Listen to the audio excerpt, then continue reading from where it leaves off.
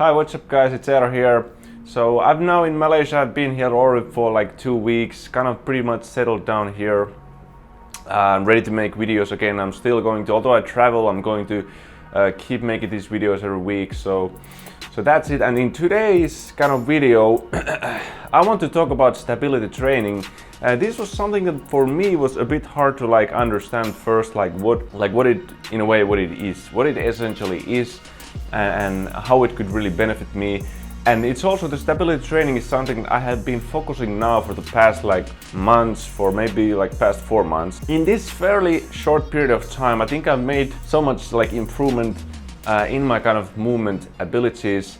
I feel I'm more agile. I have more speed, quickness, more just more ability to produce power and explosiveness. So it's kind of remarkable change in a very short period of time. And now in this video, I'm going to kind of explain to you what is it and what is it good for, how it could benefit you in your training as well. So first off, what is stability? What does it mean?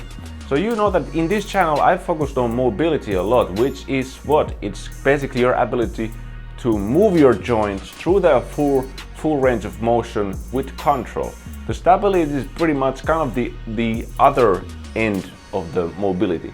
So it's keeping that joint still, keeping it stable, not moving. So what might help you to understand this is, in any exercise that you're doing, there's always going to be certain parts of your body that are going to be moving, joints that are producing the movement, and then you're going to have joints and areas in your body that you want to keep still so that you can effectively move from the other areas of the body. So the stabilization is something that is you actively do it. You're maintaining a certain type of posture in an exercise. You do a squat and you're maintaining a neutral spine. This means that you're stabilizing your core while your core and back, while you are moving, producing the movement from your hips, from your knees, basically from your lower body. Now movement always creates distraction.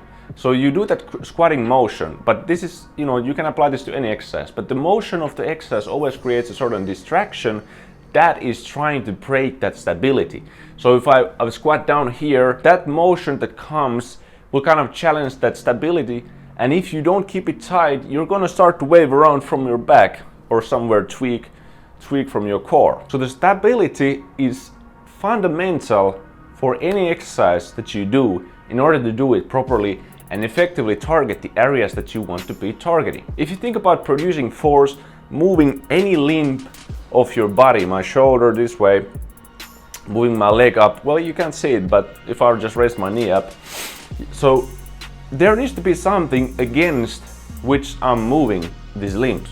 There needs to be a certain anchor point, and in this case that's your body, that's your own body, that's your scapular muscles here, and it's also your core muscles. So if I would have a terrible stability in my core, in my shoulder, and I would raise my arm, what would happen is, for example, my scapula would raise like this way, would roll forward, or I would possibly bend, or my upper back would collapse. So that's one possibility.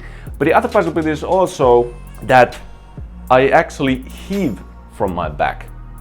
So there's two possible ways that will happen if your core stability is not working. Either the stabilizing muscles will collapse, so that's when I start to fall back when I raise my arm. The other option is that the stabilizing muscle will create momentum to raise that arm up. So that's the other option. So in both cases, if you're trying to target your shoulder, both cases will ruin it. The other one, there's no support to raise it, and in the other example, you are creating the momentum and the force with your back and hips instead of the shoulder muscle. Now, if you think about, for example, using machines, if you use a machine, for example, to do a bench press, the machine, the handles and all that, that's going to do the stabilization for you. You do a leg press. You do a leg press, the machine is also going to stabilize parts of your body. If you do a bench press, the bench is going to be there to stabilize your body in a way. So this is in the beginning, this is going to help you a lot in order to target certain areas, isolate areas in your body. But at some point, it doesn't translate to a very athletic functional movement, because athletic functional movement, you will not have a machine, you will not have an equipment there to help you to stabilize. So for example, an exercise that I really like, I recommend people who want to target their lower back, is the wall deadlift. I have a video of it in this channel. But in that case, you are leaning on the wall in order to stabilize your hip so that you can focus on the movement of the spine, basically. So that is going to help you, and it's a good way. You should use machines, or you can use machines, you can use benches and whatever in the start to stabilize your body, but at some point you want to move from there and start to stabilize your body with yourself. Active form of stabilization, not a passive form of stabilization. So I think I've already touched like a few benefits from the core stability already and explained how fundamental it is. And as I explained at the start, I've improved my quickness, basically my balancing, my ability to balance, agility. I feel different when I move. So the reason for this is I explained about the anchor point. So the stability is not the movement itself, it's the support, it's the base for movement. If you have no base for the movement, then you're gonna have a really hard time create the actual movement. So you need to have the base there, and if you want to improve it, then you're gonna focus more on the stability. You're gonna focus more on that anchor point where that movement begins from. This means that you are going to be able to use every single area, every muscle of your body to your advantage when you move. No joint in your body is going to lose its base of support when you land on your feet, do fast turning, when you do sports, martial arts, or whatever. Another thing is, this is not just for athletes. This is also for bodybuilders, those who are interested primarily in the aesthetics, developing just better looks for the body. It's going to help you as well, because now you can target these different areas. You will become more aware of, what parts are moving, what parts are not, and you can better target, for example, weaker areas. So for example, a rowing exercise.